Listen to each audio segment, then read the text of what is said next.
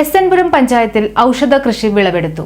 ശ്രീനാരായണപുരം പഞ്ചായത്തിലെ കുറുന്തോട്ടി ഔഷധ സസ്യകൃഷിയുടെ വിളവെടുപ്പ് ഇ.ടി. Tyson master MLA. ഉദ്ഘാടനം ചെയ്തു.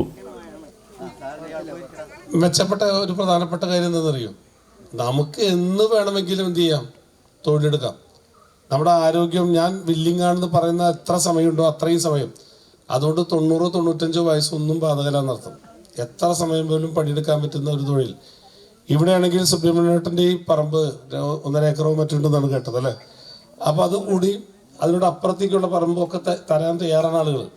പണ്ടുണ്ടായിരുന്ന തെങ്ങാണ്, ഇപ്പോൾ തെങ്ങിൻ്റെ മുകളിലേക്ക് നോക്കിയാൽ അറിയാൻ കാര്യം എന്തായിരുന്നു അല്ലേ? തെങ്ങിൻ്റെ പ്രശ്നം അല്ലേ? ഞാൻ നേരത്തെ 2 പ്രാവശ്യം മുകളിലേക്ക് ആട്ടി നോക്കി, വല്ല കുഴപ്പം വരുന്നു. അപ്പോൾ ആൾ പറഞ്ഞ് കുഴപ്പമൊന്നും ഉണ്ടാവില്ല. ഞാൻ എന്നാലും നിങ്ങൾ ഇടയ്ക്കൊന്നും മുകളിലേക്ക് നോക്കണം എന്ന് കൂടി പറയുകയാണ് കേട്ടോ. എന്തായാലും ഉറപ്പായിട്ടും ഇത് ചെയ്യാം.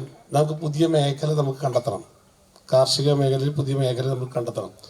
ഇവിടെയാണെങ്കിൽ കൂർക്ക പ്രധാനപ്പെട്ടതാണ്. നമ്മുടെ മണൽ, അത് നമ്മുടെ മണ്ണ് ഇന്നും വളരെ അനുയോജ്യമാണ് കൂർക്കയ്ക്ക്. അല്ല, അതുപോലെ തന്നെ നമ്മൾ പണ്ട് വയറിന് എന്തെങ്കിലും അസുഖം വന്നാൽ ഏറ്റവും കൂടുതൽ ഉപയോഗിച്ചിരുന്നൊരു സാധനമുണ്ട്. എന്താണെന്നറിയോ? എന്താണ്? എന്തിൻ്റെ പൊടിയാണ്? കൂവപ്പൊടിയാണ് ഉപയോഗിച്ചിരുന്നത്. കൂവപ്പൊടിയുടെ നല്ല ഒറിജിനൽ കൂവപ്പൊടിക്കുള്ള വില അറിയുന്നത് വലിയ വിലയാണ്. ഒരുപാടെണ്ണം ഇങ്ങനെ വളരുന്നുണ്ട്. പണ്ടുണ്ടായിരുന്ന സിസ്റ്റം അനുസരിച്ചൊന്നും ചെയ്യാൻ പറ്റുമെന്ന് ഞാൻ പറയുന്നില്ല. ഉരച്ച് അത് കഴിഞ്ഞിട്ട് വെള്ളത്തിലിട്ട് ദിവസങ്ങളോട് ഊറ്റി ഒക്കെയാണ്. അത് വേണമെങ്കിൽ കുറച്ചും കൂടെ മെക്കനൈസേഷനായിട്ട് എങ്ങനെ ചെയ്യാൻ പറ്റുമെന്നൊക്കെ നമുക്ക് ആലോചിക്കാം. എന്തായാലും നല്ല ഒരു സാധനം നമ്മുടെ മുമ്പിലുണ്ട്. ഇതുപോലെ ഒരുപാട് വസ്തുക്കൾ നമ്മുടെ മുമ്പിലുണ്ട്. അതിനെങ്ങനെ പ്രയോജനപ്പെടുത്താൻ കഴിയുന്നുള്ളതാണ് നമ്മുടെ വിജയം. അതിലൊരു കാര്യം നിങ്ങളിപ്പോൾ ചെയ്യുന്നതിന് തുടക്കം കുറിക്കുന്നു. ഇന്ന് നിങ്ങളിപ്പോൾ ചെയ്യുന്നത് കുറുന്തോട്ടിയാണ്. നാളെ വേറെ ഒരു വസ്തു വേണമെങ്കിൽ നിങ്ങൾക്ക് ഇതിൽ ഔഷധ സസ്യമായിട്ട് ഉപയോഗിക്കാം. പ്രസിഡന്റ് എം.എസ്. മോഹനൻ അധ്യക്ഷത വഹിച്ചു. പ്രത്യേകിച്ച് ദേശീയ ഗ്രാമീണ തൊഴിലുറപ്പ് തൊഴിലാളികളെ അഭിനന്ദിക്കുകയാണ്.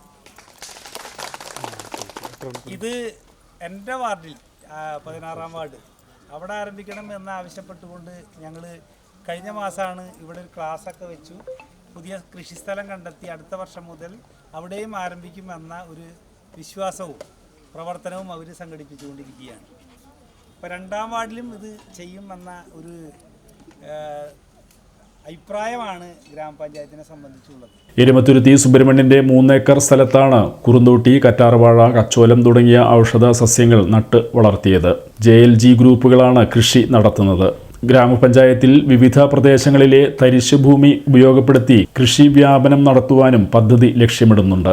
വാർഡ് അംഗം E.K. ബിജുവും പ്രാദേശിക ജൈവവൈവിധ്യ പരിപാലന സമിതിയും സൗജന്യമായി നൽകിയ തൈകളാണ് നട്ട് വളർത്തിയത്.